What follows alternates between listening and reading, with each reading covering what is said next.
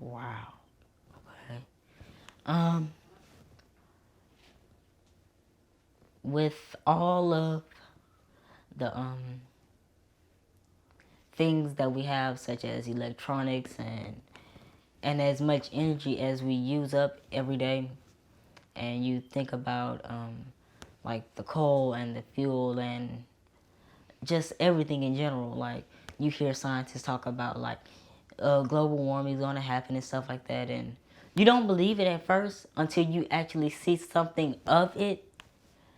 And I'm just worried for my generation coming up because we only have God knows how much time left on here. And with everything that's going on, I don't want the earth to be in danger.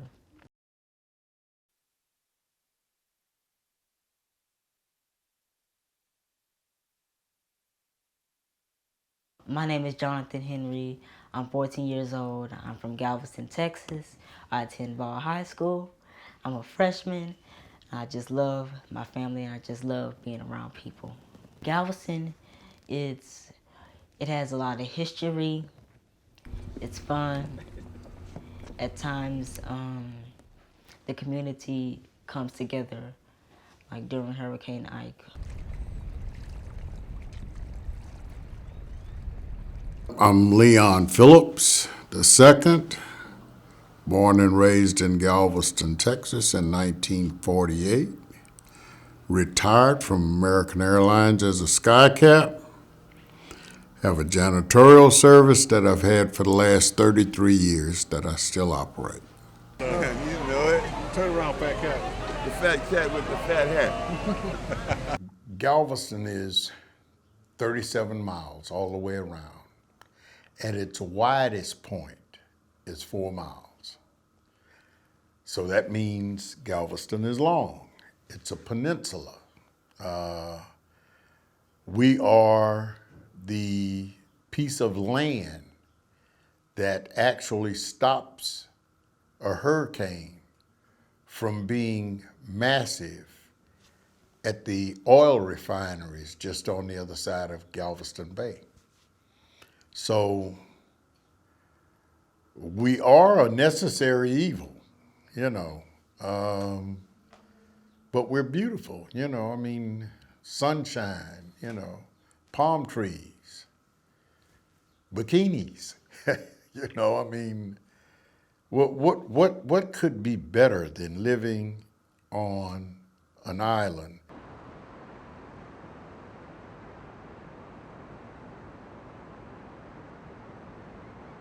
We heard that you stayed through the night. Yeah, my partner and I, we stayed during Ike.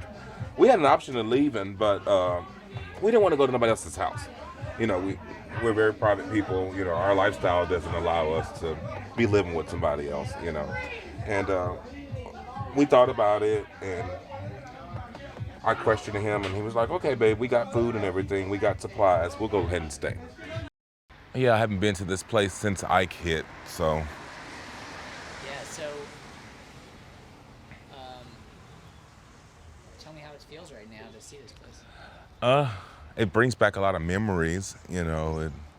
Like I said earlier, it's kind of like an eerie feeling because we wrote it out in this place, and yeah, it's good to see that they're remodeling it because it's been up since the 60s. It stood Hurricane Carla. So Hurricane Carla, Hurricane Alicia, and all the other hurricanes after that.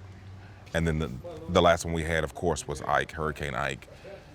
That was a devastating time for me because when I came back and found out that my house had burned down to the ground, that made me really sad because I had all my photos, my toys, my videos, everything that I had was inside the house and it burned down to the ground. At being in the second grade, what would you say going through that time?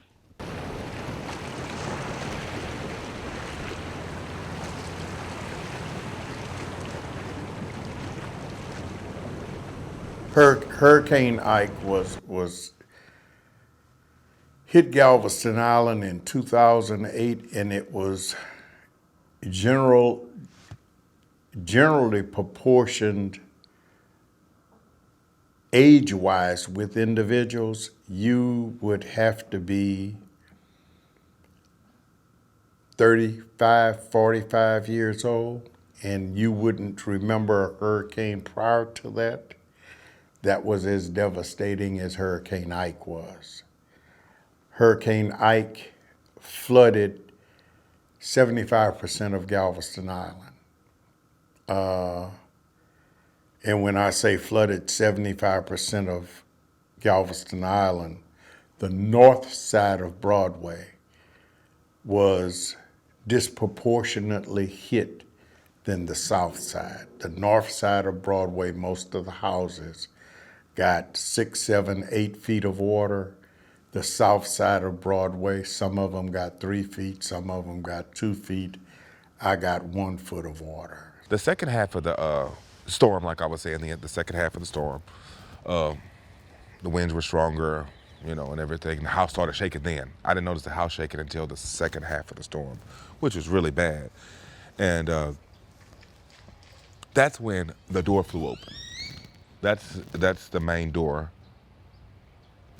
to the rooms up there.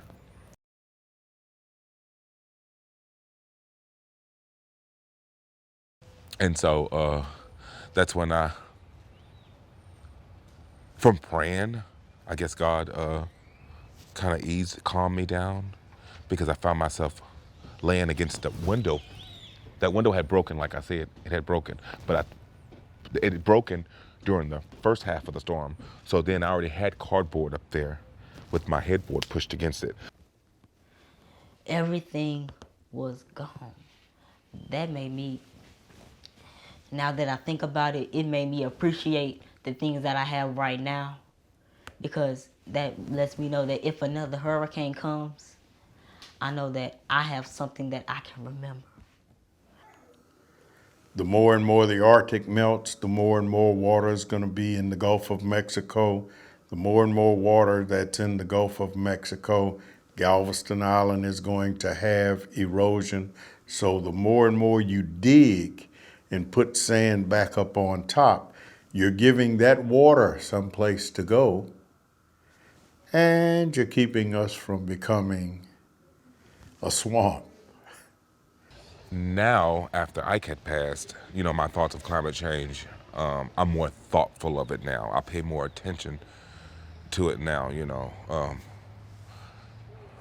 Climate change is going to have to take everybody to fix it, and I honestly believe people are talking more about it than doing things about it. It's kind of like they're sitting around waiting if it's really going to happen. It is going to happen, because I read an article where some of the icebergs are breaking apart, faster than we thought, and my common sense tells me that with those glaciers and icebergs breaking, it's causing the seas to swell. Where did that water go? Water like that just don't go. Don't just evaporate like that. It's just kind of like having a big old piece of sculpture and sculpted ice or something, and then when it melts, it has to go somewhere, and that's what probably causing the seas to swell, and then it's probably causing, these hurricanes